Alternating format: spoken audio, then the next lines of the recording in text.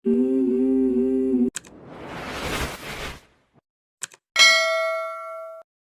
Hello বন্ধুগণ, WhatsApp সবাই কেমন রয়েছে? আমি খুব ভালো রয়েছি, আশা করছি আপনারাও সবাই খুব ভালো রয়েছেন। তো আমি আপনাদের সকলের প্রিয় পিউলি আজকে চলে এসেছি আজকে আবারও একটা নতুন ভিডিও নিয়ে। তো আজকে আমি আমার ভিডিওটা পিউলিস ড্রিম মেকওভার ইউটিউব চ্যানেলে শেয়ার করতে চলেছি। আপনারা তো সকলে জানেন যে আমি মেকআপ পারপাস বিভিন্ন ধরনের ভিডিও বানিয়ে সেগুলো ইউটিউব চ্যানেল এবং ফেসবুক পেজে শেয়ার করে থাকি।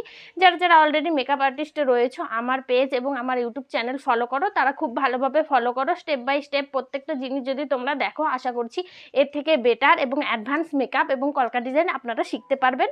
তো যাই হোক, আজকে চলে এসেছি একটা নতুন কলকা ডিজাইন নিয়ে, এবং সেটা হচ্ছে এই কলকা ডিজাইনটা আমি অন্যরকম করে একটু করেছি। তো এরকম কলকা ডিজাইন আগে কখনো করিনি। একটু বড়, যাদের কপাল রয়েছে অনেকটাই বড়, তাদের ক্ষেত্রে আপনারা এই ধরনের একটু বড় সাইজের কলকা যদি আর্ট করেন তাহলে অবশ্যই অবশ্যই তাদেরকে অনেক অনেক সুন্দর এবং অনেক কিউট দেখাবে।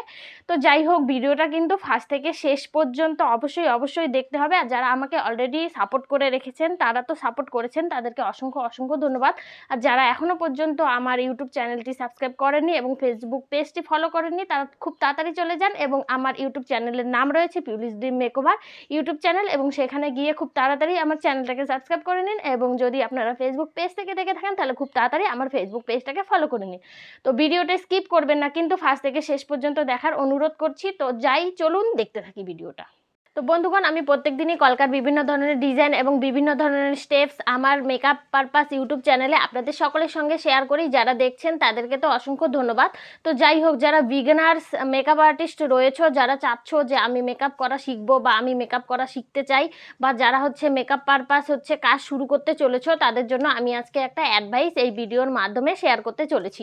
তো যাই হোক, আমি বিভিন্ন ধরনের স্ট্রোকস এবং স্টেপ আপনাদের সকলের সঙ্গে শেয়ার করে থাকি। আশা করি সেই স্ট্রোকস এবং স্টেপগুলো দেখে যদি আপনারা বাড়িতে প্র্যাকটিস করেন তাহলে আপনারাও আমার মতন খুব সরু সরু চিকন চিকন এবং খুব সুন্দর কলকা ডিজাইন আর্ট করতে শিখে যাবেন।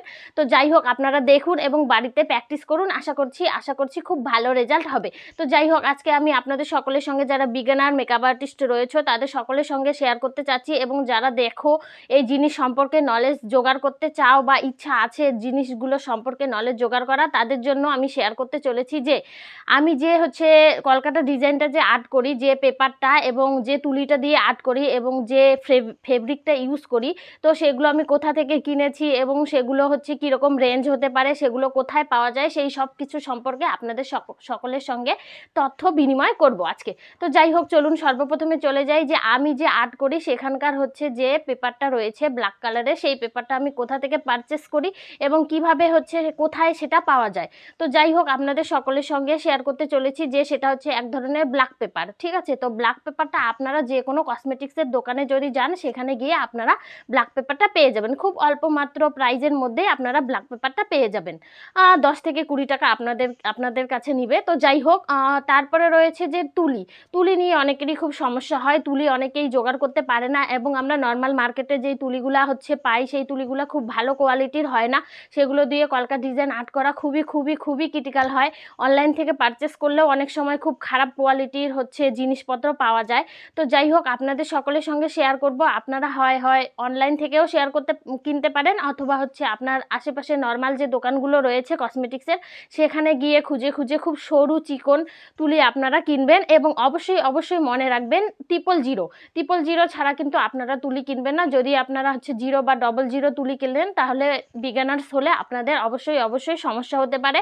তার জন্য আপনারা চেষ্টা করবেন যে 000 নাম্বার তুলি পারচেস করার। তো যাই হোক, তুলিটার দাম এক এক জায়গায় এক এক রকম হতে পারে। তো আপনার আশেপাশে যে এলাকা রয়েছে সেই এলাকার কসমেটিক্সের দোকানে আপনারা যাবেন, এবং অনলাইন থেকেও চাইলে আপনারা অর্ডার দিতে পারেন।